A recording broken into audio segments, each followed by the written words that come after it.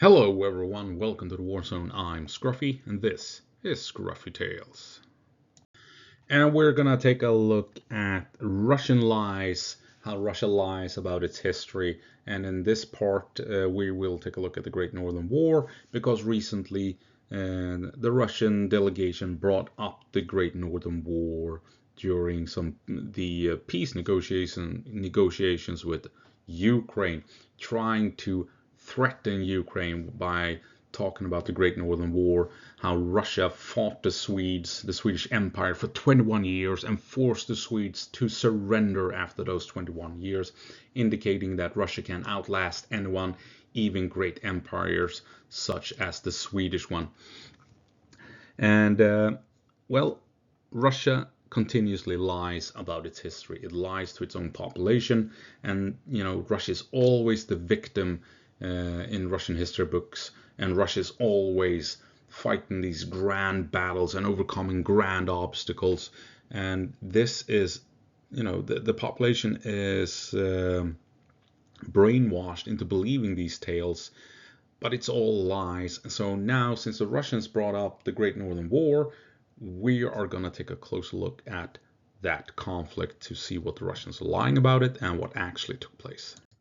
So the Great Northern War is the epic conflict that will see Russia emerge as one of Europe's great powers, militarily and as a trading empire. And naturally to Russia, this means that this war is at the core of Russia's identity, fighting off a terrible invader, Sweden in this case, and establishing one of Europe's great cities and trading centers, St. Petersburg. The Great Northern War is what creates modern-day Russia, and Russian culture is allowed to flourish, and Russia becomes an important trading partner for many of Europe's wealthy nations.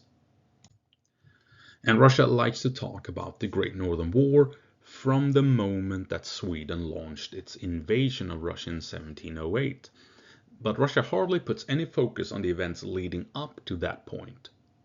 The war began in 1700 after all, and this kind of mimics World War II a bit. Officially, Russia's involvement in World War II begins with Germany's invasion in 1942, and Russia neatly ignores attacking Finland and Poland in 1939.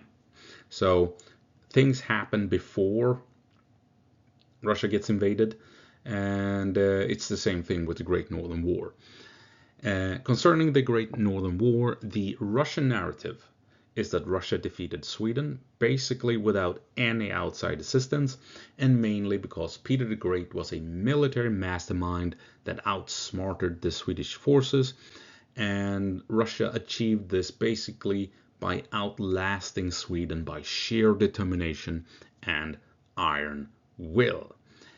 The truth is, of course, slightly different. So this is Europe at roughly around the year 1700, and some key players here is the Swedish Empire, dark blue. Over here, Russia, of course, Denmark in its alliance with Norway. It's essentially a Danish empire, Denmark occupying Norway and Iceland. And you have Poland, Lithuania. They are in cahoots with Saxony because they are ruled by the same guy, Saxony and Poland, Lithuania. And what had happened some decades earlier, there was a massive war among the German states down in the Holy Roman Empire between Catholics and Protestants, and Sweden had emerged in that war and came out of that war as a military superpower. The Swedish king Gustavus Adolphus has become known in history as the father of modern warfare, putting great emphasis on combined arms to achieve greater results with a smaller force and stuff like that. And Sweden just thundered into that conflict and showed the world the path forward militarily. And Sweden built on that and kept building a very impressive army with elite soldiers and high quality officers. And what happens then later on is that a couple of kings die, they come and go, and Sweden's left with a boy king, 14 years old, when he ascends and becomes heir apparent. And that is when Denmark, Sweden's old enemy, goes into an alliance with Poland, Lithuania, and Saxony, because the regent of Poland, Lithuania, he has family ties and historical ties to the Swedish crown. So there is animosity between Sweden and Poland and Lithuania over these blood ties. Denmark just hates Swedes, and Swedes hate Danes. It's a Scandinavian thing, it is what it is. And but they're a bit worried, can they really take on Sweden on their own? So they convinced the Russians that, hey, join our alliance and you can get some territory out of it. And these two more advanced kingdoms, more advanced armies, they can rely on a huge cannon fodder army in the east that will draw Swedish attention and that can help them out in battles in Central Europe. That is the plan from Denmark and Poland and Lithuania. Use the Russians as cannon fodder, because that's all they're good for to the Europeans at this point in time. And so what is it that each of these three, and they all agree, okay, the Swedish king is 14, it's time to take territory from the Swedish Empire. What is it that they all want? Well, Denmark intends to grab territory in the European mainland from the Swedes with hopes to make a deal to reclaim lost territory in Sweden. Sweden has taken a third of Denmark proper here in the south. That is currently Sweden. So Denmark intends to go into Swedish territories on the European mainland and then barter to get old territories back. Poland and Lithuania have their eyes set on the Baltic states. The nobles up here, they have issues with the Swedish government. Promises have not been kept, and the nobles here think they're being treated unfairly. So the Polish, they intend to make a deal with the Baltic nobles to come in and help them switch allegiances and become part of the Polish-Lithuanian Empire, or kingdom rather, or Commonwealth. Sorry, it's a Commonwealth. Sorry, my bad. It's a Commonwealth. So they want these territories to become part of the Commonwealth. The Russians in the deal, they want to push into the north here of the Baltic states towards a town called Narva, because what Tsar Peter wants more than anything is a port located here in the Gulf of Finland. And the reason is the ocean down here doesn't freeze over during winter. Russia has ports up here around Murmansk and Sermorsk on the Kola Peninsula, but during winter they freeze over. You can't conduct trade with the rest of the world relying on these ports. So Tsar Peter, he realizes that if we are going to become a great kingdom, a great tsardom that can compete with Western powers, we need to be able to trade securely all year round. And for that, we need a port able to trade during winter, and that is Gulf of Finland and Narva. So that is the Russian goal. Go in, take Narva, secure the Gulf of Finland. Poland, Lithuania, and Saxony, they want to help the Baltic nobles switch allegiance, and Denmark wants back old lost territories that used to belong to Denmark by marching south and take territory and that belongs to Sweden, and then make a trade. So that is the plan, and they begin to prepare for this, and they prepare for 4 years because Russia is involved in some wars with the Ottoman Empire, and then they are finally ready. It's time to take on the Swedes, and by now the Swedish king, Charles XII, is 18 when the war begins in the year 1700. So what happens? Well, to kick things off, the Danes launch an assault at Swedish territories here, at Holstein. The Danish army marches south and becomes a real problem, and the Swedes realize, oh shit, the war has kicked off, this is for real.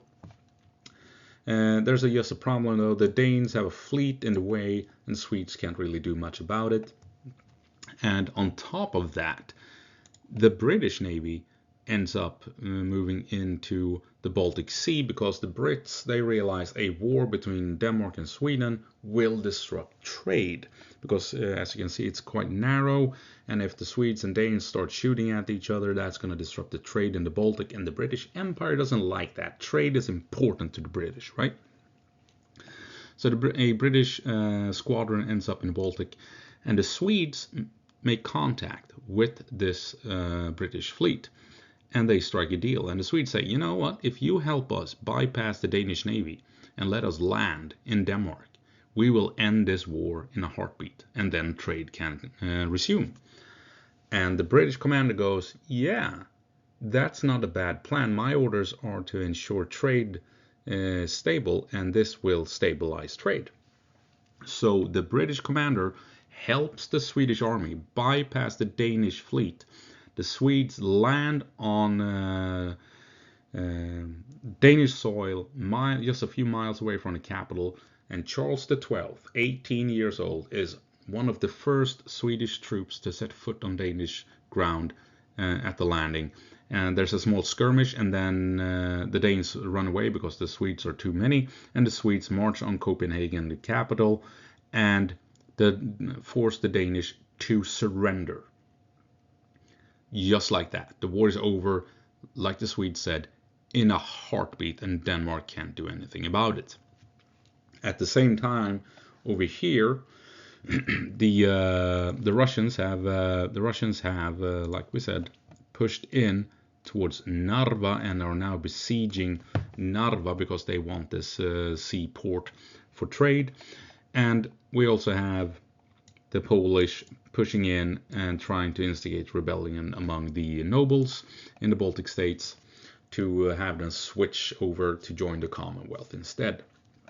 And the Swedes can't have this. This is open warfare. What the hell is going on?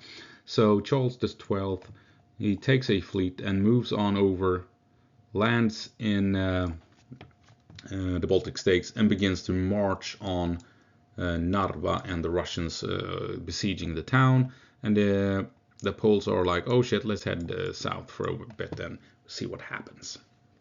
So Charles XII and the Swedes, they reach Narva under siege.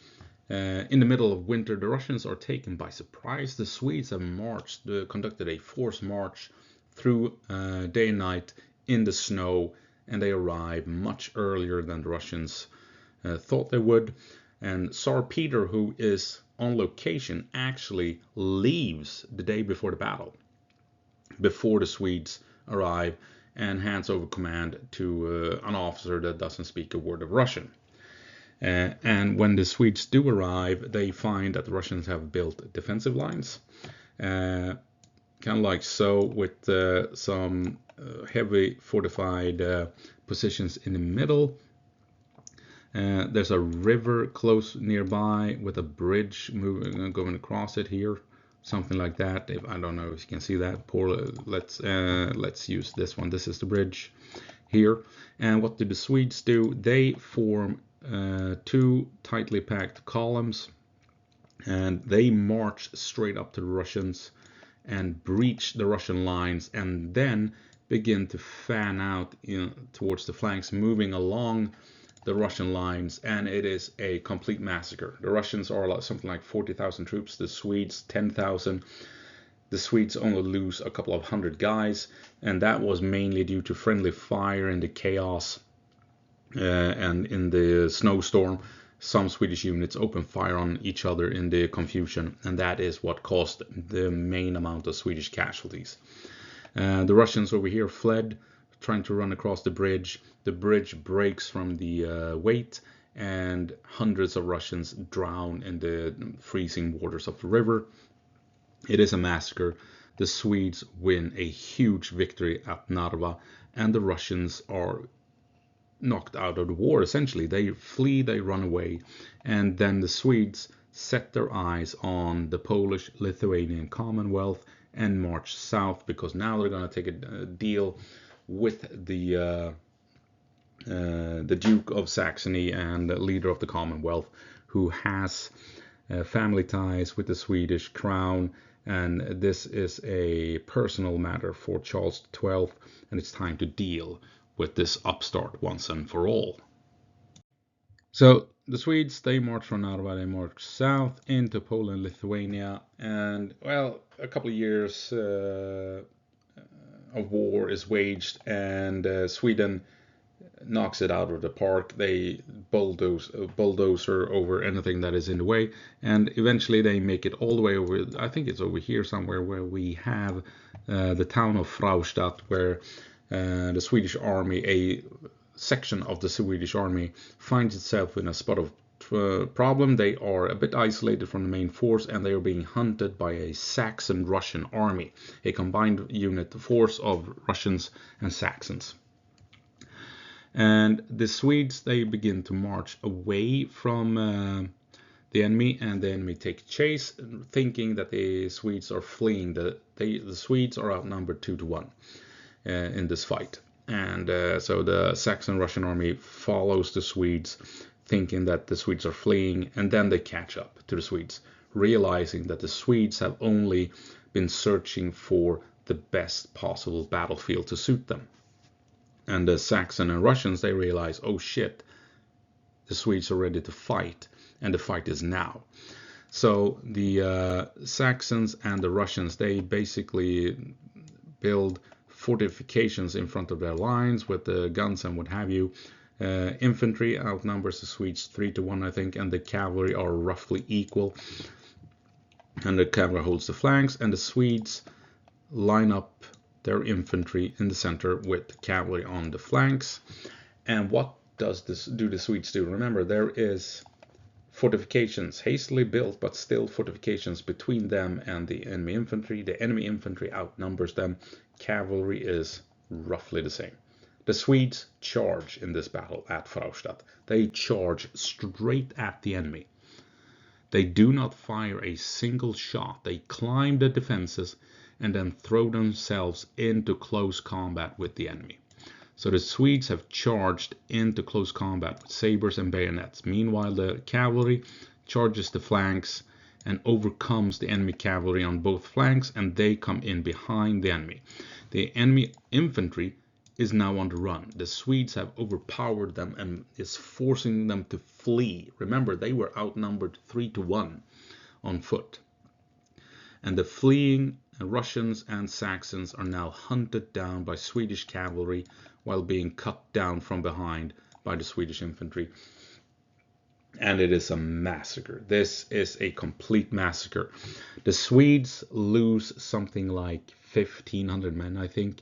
They kill 8,000 enemies, and then they take 8,000 prisoners in this battle at Fraustadt. It is an overwhelming victory. They were outnumbered. They charged into close combat without firing a single shot. They forced the enemy to retreat by the force of melee.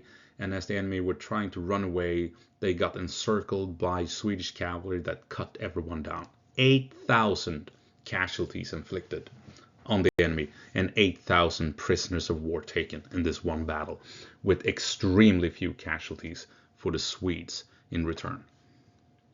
So how was this possible? Because Sweden kind of had victories like these time and time again. You saw Narva, you saw Fraustadt.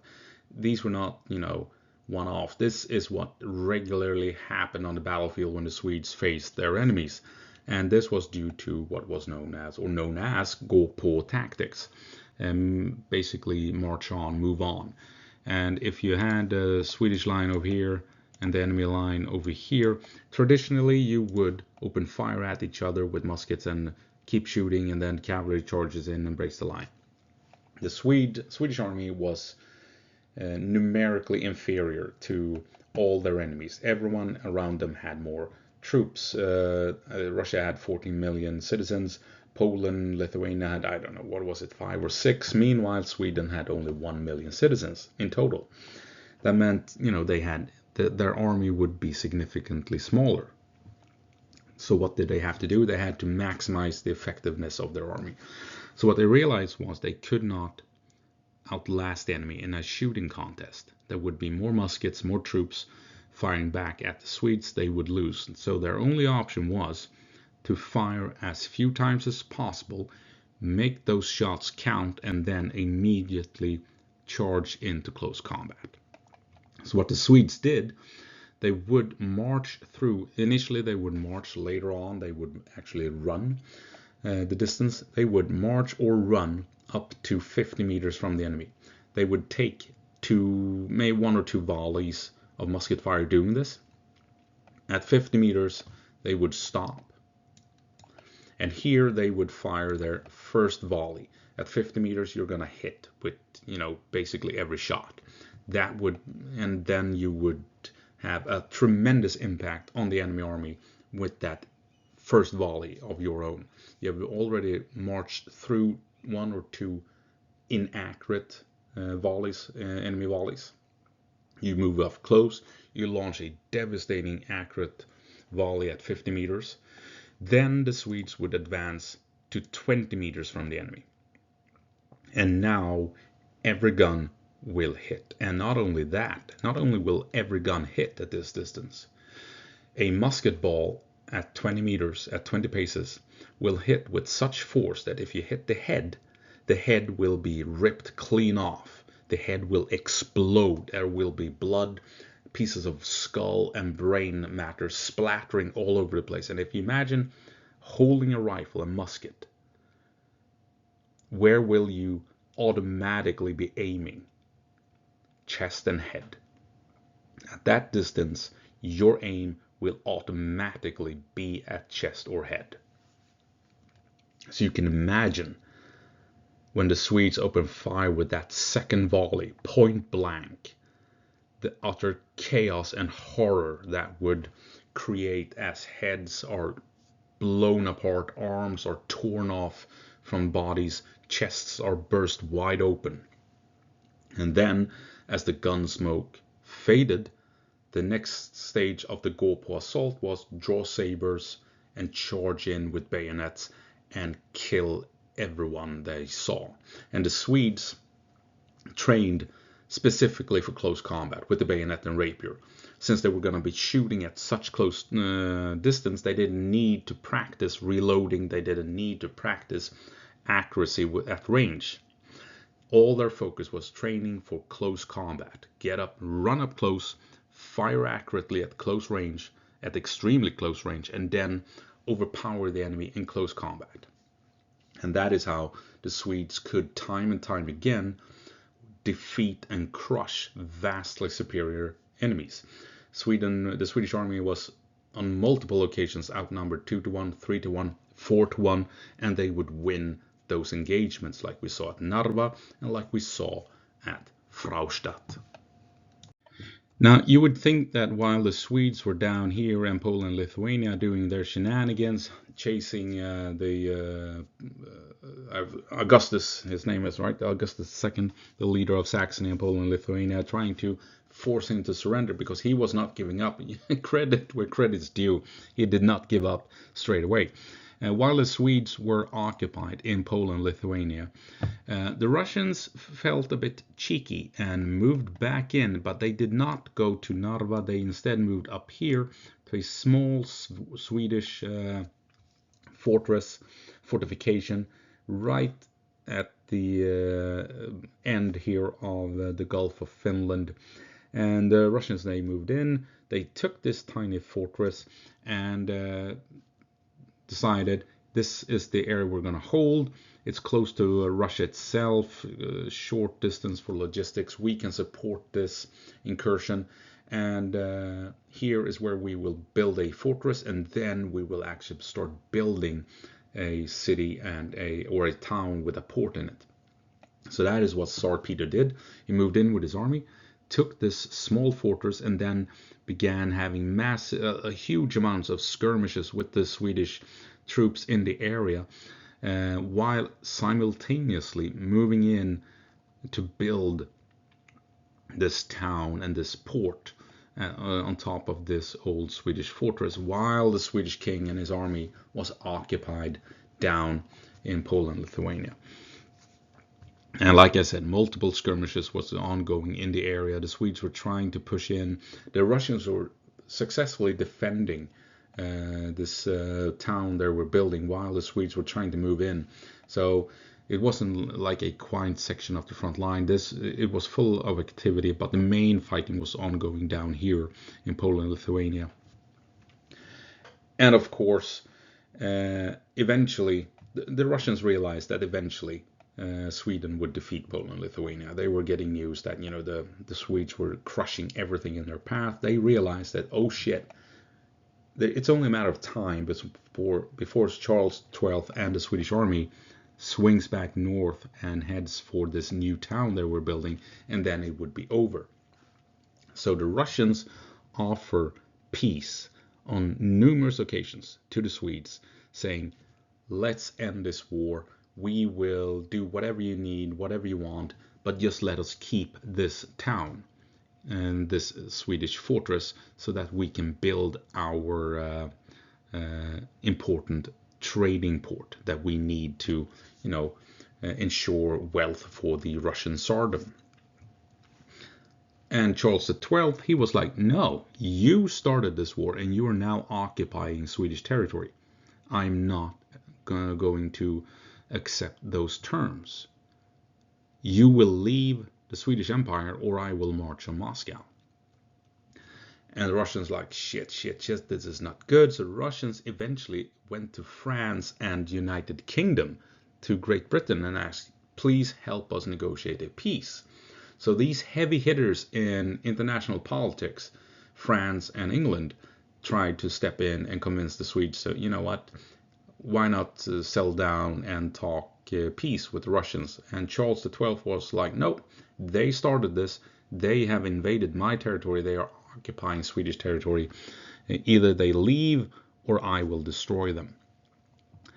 And that is basically where we are at by 1708, when Sweden has knocked Poland and Lithuania out of the war, and they have now set their eyes on Russia. And the Russians, they realize, oh shit, this is happening, this is coming.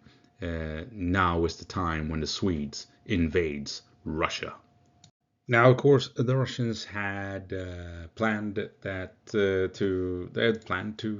invade again. They knew that their army was ill prepared.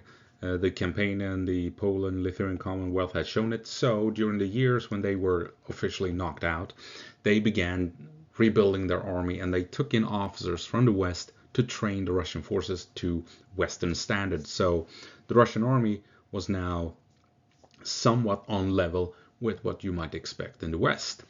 And so they were confident that they could face the Swedes on the field of battle, and so they did.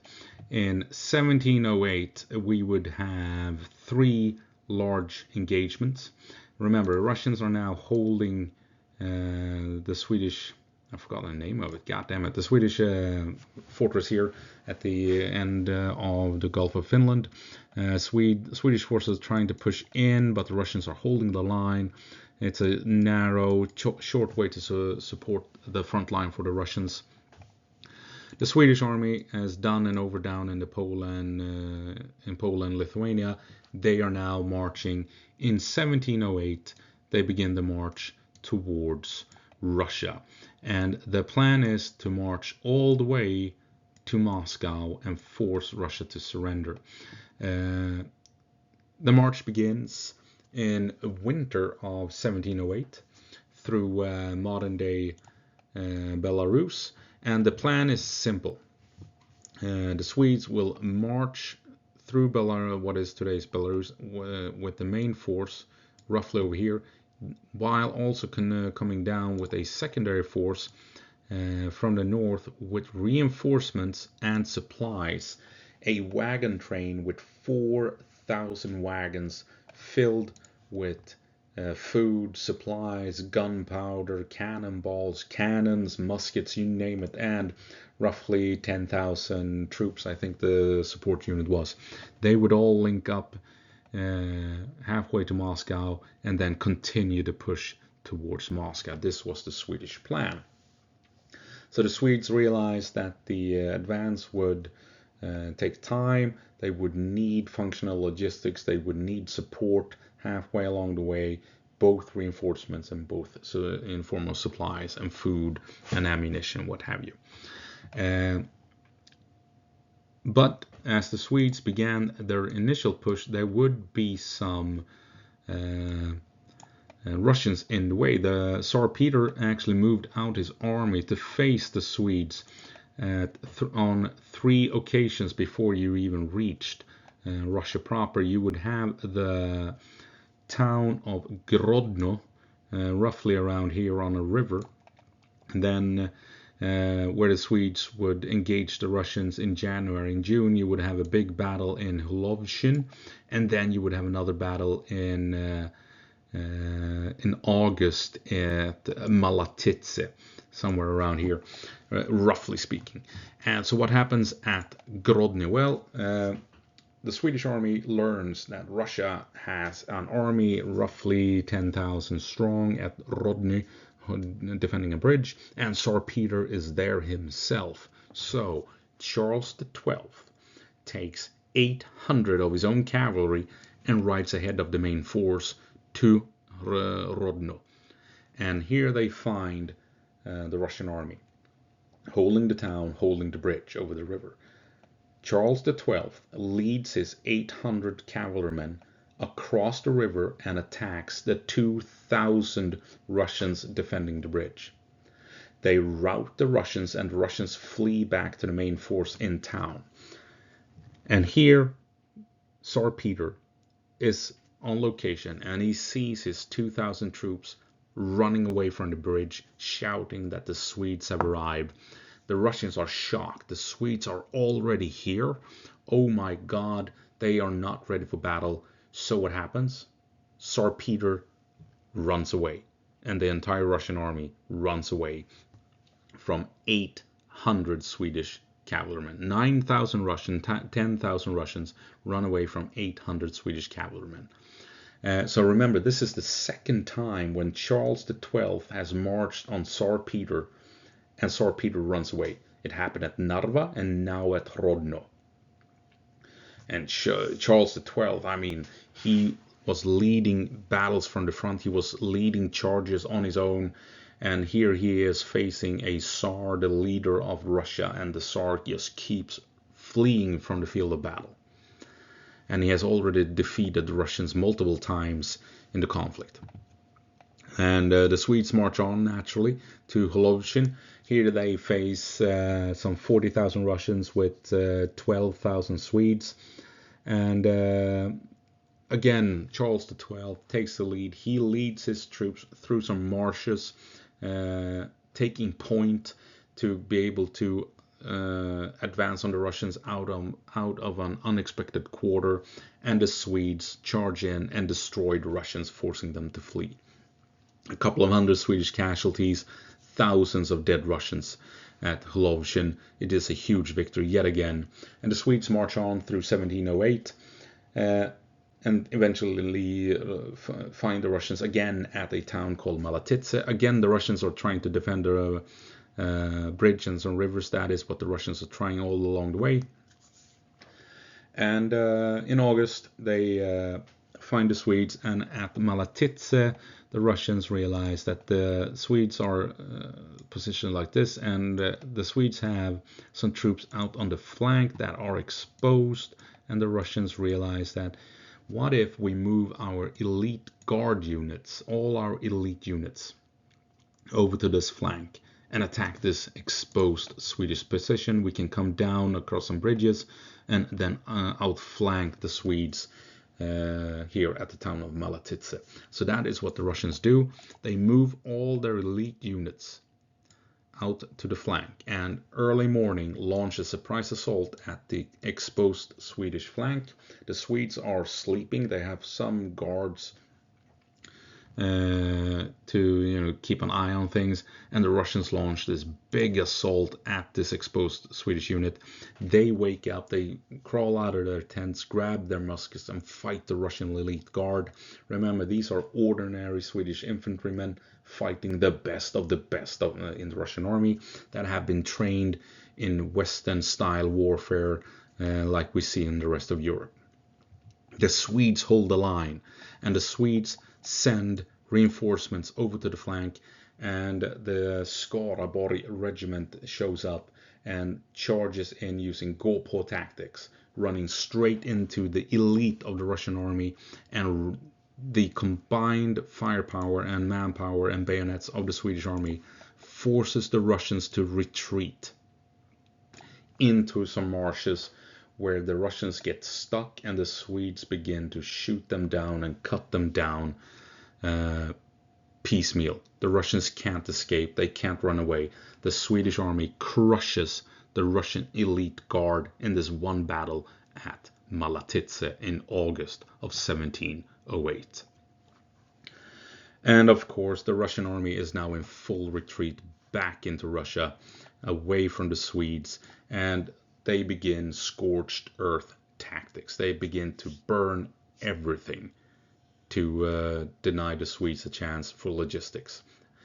Of course, as we know, the Swedes are waiting for their support units to arrive. The Swedes settled in for winter, knowing that they have support coming in. They don't have to march through the scorched earth. They don't have to march through winter. They settle in and wait for the reinforcements with all the supplies, 4,000 wagons, to eventually arrive. So the Swedes have settled in for winter. They realized this would happen. They were prepared for Russian scorched earth tactics. They're waiting for their supplies and reinforcements to link up so that the Swedes, once that happened, can continue at spring towards Moscow. Of course, in the meantime, the Russians are burning everything surrounding the Swedes. The Swedes can't feed themselves off the land because the Russians have decided the best way to defeat the Swedes is not to face them in battle, because the Russians have already lost multiple engagements. The Russians decide to attack their own population. In the middle of winter, the Russians steal cattle from peasants and farmers. They burn down homes and towns, entire towns, making people homeless in the middle of winter. You have a huge refugee crisis with ordinary Russian civilians starving, freezing, and being forced into poverty because the Russian army burns everything and attacks its own civilians. Thousands of ordinary Russians are dying in the winter of 1708 to 1709 because the Russian army does not dare to face the Swedish army on the field of battle. The Russian winter often gets credit for defeating invading armies. We will see in my next episodes talking about the Napoleon Wars and World War II that this is complete fabrication. Complete fabrication. The Russian winter does not defeat invading armies, at least not to the extent that the Russians would have you believe. As you clearly saw here, Sweden began the invasion in the winter of 1708, moved on throughout summer, and then settled down and waited for reinforcements and supplies at the end of 1708. And you'll see that in World War II and Napoleon, the invasion took place during summer. Anyway, but the Swedes, they do get affected by the Russian winter. This is true. Because the wagon train, 4,000 wagons, get slowed down in the winter. In the mud, in the snow, in the rain, in the sleet, by the ice, by everything. 4,000 heavy wagons with cannons and 10,000 troops in tow as well. They get slowed down. They're still advancing, but they get slowed down to such an extent that eventually, as spring nears, Charles XII and the main army, they are beginning to consider what the hell are we supposed to do. The supplies aren't showing up. Months, weeks pass and there's no word. So Charles XII and the army makes a decision to march south to look for supplies in the area of Ukraine where the Russians have not burned everything to the ground yet, and then resupply and then continue the march on Moscow. So said and done, the Swedish army sets foot. They begin the march south to look for supplies. And 3 days later, the supply train arrives at the camp. Had the Swedish army stayed in place for 3 more days, the 4,000 wagons would have reached the main force, and they could have linked up, they could have resupplied and begun the march on Moscow as planned. Instead, the Swedish army is now heading south to look for supplies, and the support units are trying to catch up with their 4,000 wagons. And this is when the Russians make their first real military decision of actual importance. The Swedish main force is pushing south, like we said, with the support unit trailing behind them. And the Russian army is, of course, following the main Swedish force to see where they're going. And that is when they realize that the supply train is on its own, 3 days behind the main force. They are an easy target with those 4,000 wagons. So the Russians and Tsar Peter, they divert troops to intercept the wagon train. And they catch them at a river crossing where the Swedes are vulnerable and the wagons are slowed down by the ford and bridges, and the Russians attack. And it's a disaster. And the Swedes are forced to abandon all 4,000 wagons. And then they leave the battle defeated, and they manage to march south and link up with the main force and then continue south towards a town called Poltava down in modern-day Ukraine. And Poltava still exists to this day. So Russia managed to secure 4,000 wagons full of supplies, the Swedish cannons, everything, and the Swedes are now without supplies, but they do get reinforcements. But this long march is beginning to take its toll. They can't feed the army well enough. They really need to move down and find support from the Cossacks in modern-day Ukraine before they can swing around and head back north to attack the Russians once again. So, I mean, it's really interesting, right? Had the Swedish army waited 3 more days, they would have linked up with the supply chain, and Russia would not have been able to isolate the wagon train and attack those supplies at that river crossing, like what we eventually would see happen. So interesting that this war was essentially decided at that moment. Had the Swedes waited 3 more days with the main army, history would have taken a completely different turn. They knew they had to wait for those supplies. They could not push on through Russian winter without those supplies. They had a solid plan. It was more than likely going to work had they just waited those 3 days. But Russian winter, Russian mud slowed down all those 4,000 wagons, and that made the Swedes worry, and they eventually took a decision that would change the course of history forever. Because of course, eventually the Swedes reached the town of Poltava down in Ukraine, and this is where Tsar Peter moves in with his forces and decides this is the battle, this is where we're going to fight the Swedes. The Swedes don't get all the support they wanted from the Cossacks. They get some support, but not in the numbers they were hoping for.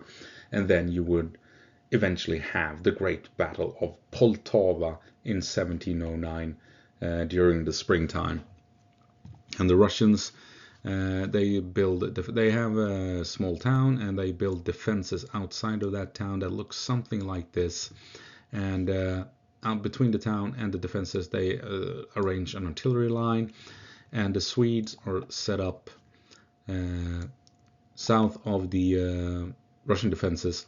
And the plan is simple: bypass the defenses, link up behind them, charge through the artillery line, and take the town.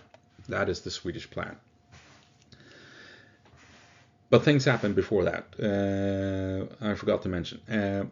So the Swedes realized that the Russians are moving in to fight them. This is the battlefield.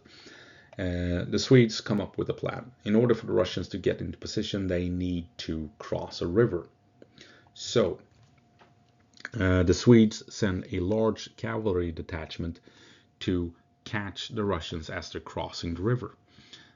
So the plan is, if this is the river and the Russians are moving in to cross at the ford, the Swedish cavalry will be waiting in place for part of the Russian force to move across and then move in, launch an assault, and destroy a large section of the Russian forces, while denying the rest of the Russians to cross the river at the fording position.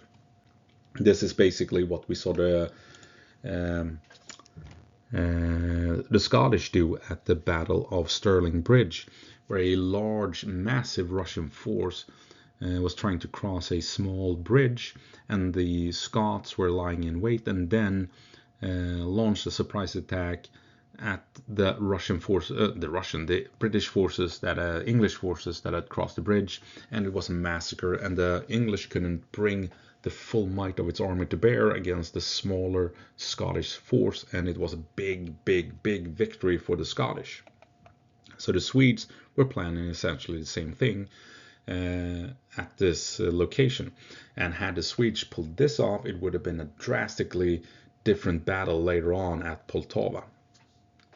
But what happens?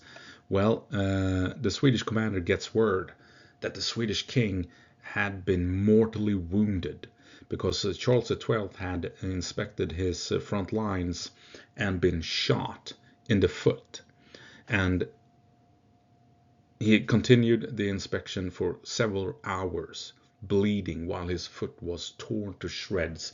And then when the doctors took a look at it, they thought it was too late, that even if they amputated the leg, he would still die. And when news reached the Swedish commander, he was looking down on the Russians as they were crossing the river, and he decided, no, I need to talk with the king. We need to find out if the king is dead or not. So he takes the Swedish cavalry and rides back, and the Russians can cross the river, and they can set up defenses and build their defenses and what have you. So had the Swedes attacked here, it would have had a huge impact on the big actual Battle of Poltava. As it happens, the Swedish king survives the wound, but he can't partake in the battle at Poltava. He has to sit back and watch the battle unfold without leading his own men in the battle. And that is part of the reason why the Swedes lose. According to historians, the Swedish officers, chain of command breaks down, communication breaks down. Some Swedes get stuck on the Russian defenses instead of moving past. And when the Swedes do get past, they pass through piecemeal. They try and form a line ad hoc, but now they're under fire from Russian cannons. Swedes decides, let's charge anyway. Those were the orders. So the ad hoc Swedish units behind the Russian defenses, here they now charge the Russian cannon line. They reach the cannon line, but remember, the Russians are in the town. They launch a counterattack into the Swedish infantry and destroy them. The Swedes were at the beginning of the battle roughly 20,000, and the Russians had in the area in total somewhere around 100,000 troops and available to draw upon in this battle. So you can imagine the Swedes were in real trouble moving past these Russian defenses, getting stuck on the defenses due to miscommunication, linking up behind in chaotic fashion, getting shot at by cannons, charging the cannons, and then the Russian infantry counterattacks. The Swedes have lost the Battle of Poltava. Charles XII is forced to leave and flee, and this is the one big weakness of the Swedish army. There's so few. If they keep winning with only taking a few hundred casualties while inflicting thousands of casualties on the enemy, they can continue the war, and that is what they've done for 9 years straight, time and time again. But here at Poltava, their small army, sick, starving, hungry, tired and exhausted, they can't overcome this obstacle facing them with the Russian defenses, with the cannon line and the Russian infantry fresh, ready, rested, and charging into close combat with the Swedes. The Swedes have to abandon the battlefield and retreat, and Russia wins a massive victory, and the undefeated Swedish army is on the run, defeated after 9 years of winning battle after battle after battle. After the battle at Poltava, the Swedes flee, they run away, and they end up in Turkey, somewhere over here in a town called Bender, or the Ottoman Empire, I should say. So the Swedes are now here at a town called Bender under protection of the Turks, and this results in Russia and the Ottoman Empire ending up in a war, a brief war for a year or two that the Ottoman Empire wins, kicking the Russians back. And Charles XII is stuck in Bender for a couple of years. But eventually the Turks grow tired of him, and they march in with 10,000 troops against roughly 1,000 Swedes. A couple of hundred Turks dies, 50 Swedes end up killed or wounded, and Charles XII is captured. I mean, it's an amazing story. 10,000 Turks, 1,000 Swedes, and the Swedes again prove that when they are rested, well fed, they can take on anyone, and they actually more or less they kill hundreds of the enemy, meanwhile losing only a couple of their own. But in the end, as the king tries to escape, he is captured. He is held captive for 2 years, I think, or 1 year, 2 years, up until 1712. Now the war continues elsewhere. That should be said. The Russians, they begin to secure territory around the Bay of Finland. They begin, the Gulf of Finland, they begin to push into Finland more aggressively with their army, and we see more German states joining in on the battle. The Danes are back at it, and there are fights going on surrounding Swedish territories on mainland Europe at this point. So Charles is held captive until 1712, when you have the Battle of Gadebusch in Germany, where the Danes have joined in again together with the Saxons, trying to attack a Swedish outpost, a Swedish colony.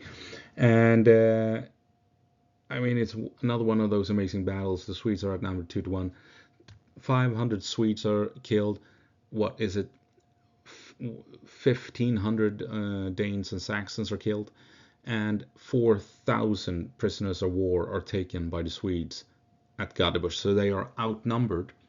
They kill more of the enemy, and they take half of the enemy army as prisoners of war at Gadebusch. And this battle is the battle that convinces the Turks that, oh, yeah, maybe we should release Charles XII. It seems Sweden has some fight left in it after all. So Charles XII is released by the Turks in 1712, and then he moves back up to return to Sweden. And what he finds is that basically Northern Europe is at war with Sweden. Once again, you have the Russians, and the Russians are, like I said, they have taken large sections of the Swedish kingdom. They're now moving into Finland, causing havoc, known as the Great Wrath by the Finns. The Russians were committing horrendous atrocities as they rampaged through Finland. They took slaves, literal slaves, from all over Finland, and forced these slaves to work on the town and port that would become St. Petersburg. St. Petersburg is literally built on the bones of dead Finns taken as slaves as the Russians invaded the Swedish Empire. Beyond that, we also have Hanover becomes an ally of Russia in the war against Sweden. Funnily enough, Hanover is at the time ruled by the King of England. England is ruled by the Duke of Hanover. So the King of England, via Hanover, is at war with Sweden in 1714. 1715, Brandenburg, Prussia joins the alliance against the Swedes as well. And in 1717, Britain declares war on Sweden. Remember, Hanover and Britain had the same ruler. Britain joins officially in 1717. Now remember how the Russians like to portray this conflict as being between Sweden and Russia, and Russia defeated Sweden on their own. We have Britain, we have Prussia, Denmark, and we had Poland, Lithuania, all of them in an alliance together with Russia fighting Sweden. It's just insane. Insane. Complete insanity. Northern Europe is at war with the Swedish Empire by 1717. It is crazy. It is wild. And the Swedish army still has fight in them. They proved it at Gadebusch, where they vanquished a much stronger force. And the Northern Europe, they realized that Sweden, it's a wild animal, and they need to stand together in order to stop this warrior king, Carolus Rex, from conquering everyone he lays eye on. So 1717, Northern Europe is at war with Sweden, and Russia is now invading Finland. They are all over the place, coming in, causing mayhem, burning the place to the ground, and taking slaves, because they need slaves to build St. Petersburg. That is what the end goal here is with invading Finland. And Sweden is hard pressed to stop them, can't really do much about it. The Swedish king, Charles XII, is back in Sweden, and he rebuilds his army, and his plan is now to move on Denmark and take Norway. So the move is made into Norway to attack the Danish forces holding Norway. And in 1718, the Swedish king is killed, taking a piece of lead to the head. It is believed that during a siege of a Norwegian fortress, he is inspecting the front line as he usually did. He's a soldier, he's a general, he's one of the guys, he's right there at the front line. So he's inspecting the trenches surrounding this fortress and takes a peek up to look at the Norwegians and their positions. And a cannon firing shrapnel, it is believed, according to the latest science, hits him by chance. A piece of shrapnel from a cannon flies off and hits him in the head, and he dies instantly. For many years, it was believed that he was assassinated by one of his own, an officer or soldier tired of all the bloodshed and wars, but it appears as if a Norwegian gunner managed to, by chance, hit the Swedish king in the head, and he dies instantly in 1718 in Norway. The death of the king prompts British and French diplomats and ambassadors to pressure Sweden to sit down for negotiations, which the Swedes agrees to. They sit down to begin negotiations with Russia primarily, and also Denmark, of course. But the peace negotiations, they break down rather quickly, because in 1719, Russia invades Sweden with 40,000 troops. At various places, they raid all over along the coastline, burning towns, burning factories, attacking the civilian population. And south of Stockholm, they do launch actual invasion with ships and puts troops on the ground, and for a time they occupy the Swedish mainland, or parts of the Swedish mainland, at Södertälje and Norrköping. These troops are fought off. They are forced to leave the mainland by the Swedish army and the Swedish militia and the Russians are forced to abandon their conquest of Sweden. And then in 1720, Sweden launches a pretty comprehensive counterattack into the Baltic Sea with their navy, fighting the Russians back. And you have a big naval battle outside of Åland. Depending on sources, I mean, the Russians say that it was a huge victory. Swedish sources says it was a huge victory. So who knows? In the end result is that Russian naval threat in the Baltic ends. In 1720, there are no more raids along the coastline, and there are no more Russian forces, landing on Swedish soil after this great battle. That might be an indication of who actually won. And of course, in 1721, the war eventually comes to an end, with Sweden having to relinquish territory, mainly the now emerging town and trading port of Poltava, of St. Petersburg, that they have to surrender to the Russians, as well as other territories surrounding the Baltic Sea. But mainly the big thing is Russia gets to keep St. Petersburg and can build this big, massive port that they need to conduct trade all year round with the rest of the world. So we're now at 1721, and Russia has secured territory around St. Petersburg. They're building St. Petersburg. Sweden has lost territory down in mainland Europe, and they're now stuck with mainland Sweden and Finland, basically, right?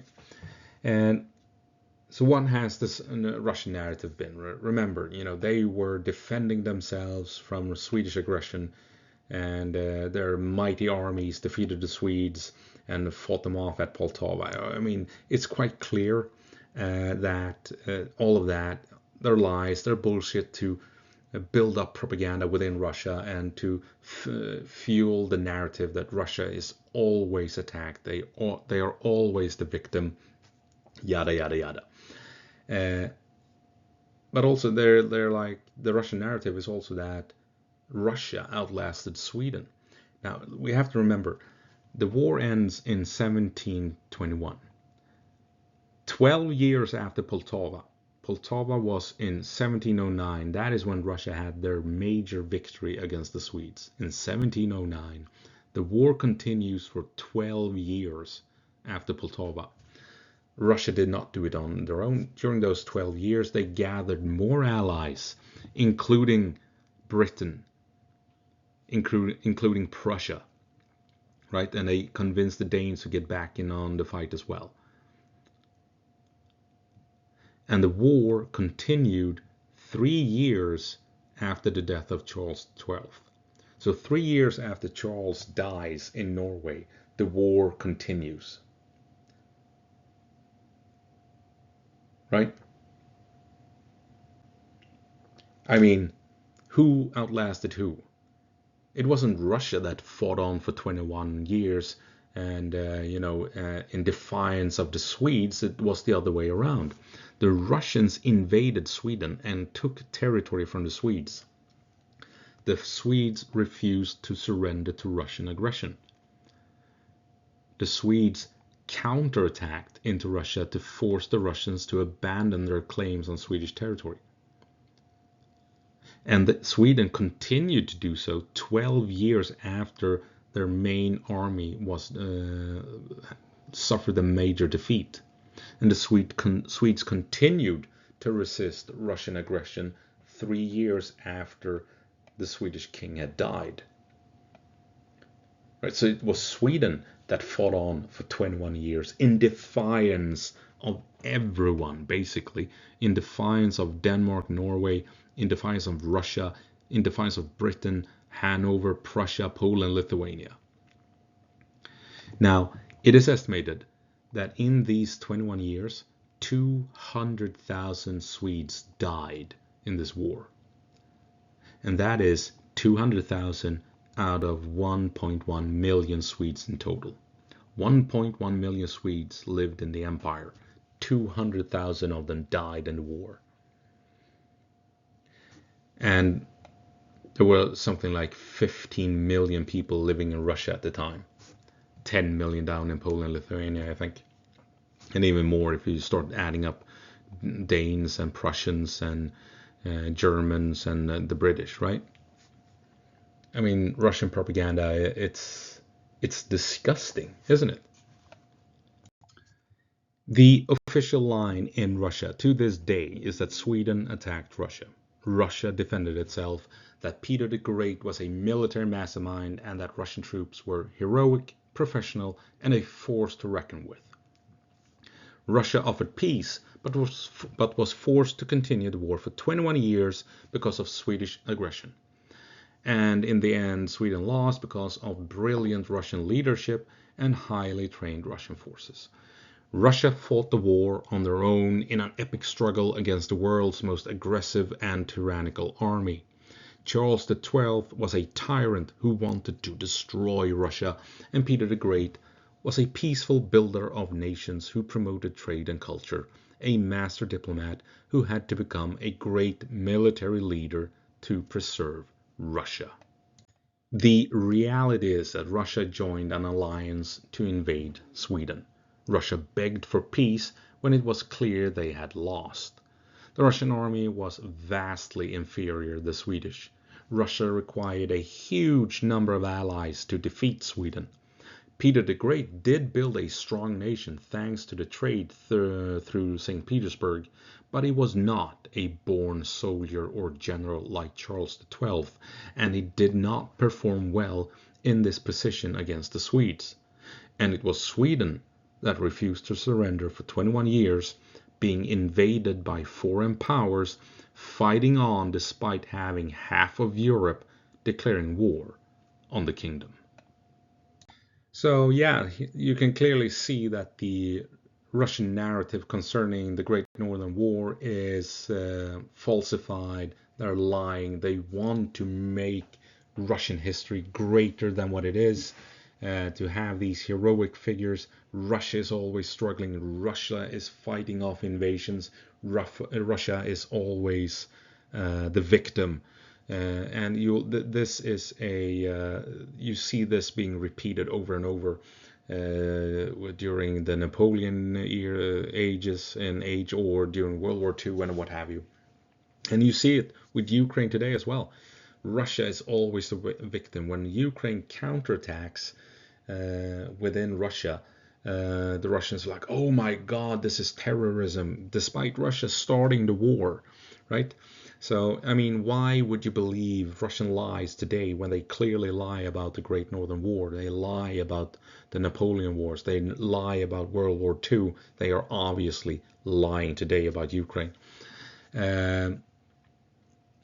It's a fascinating story, I think, the Great Northern War, and it pisses me off that Russia is lying so blatantly about what took place during that conflict and trying to make it seem as if they somehow were the victim, especially in the way that they treated the Finns during the Wrath when they just rampaged through Finland or what would become Finland, and took slaves and worked the Finns to death building St. Petersburg. Anyway, that's going to have to be it. I hope I'll see you in the next one. And, until then, gå på marsch framåt.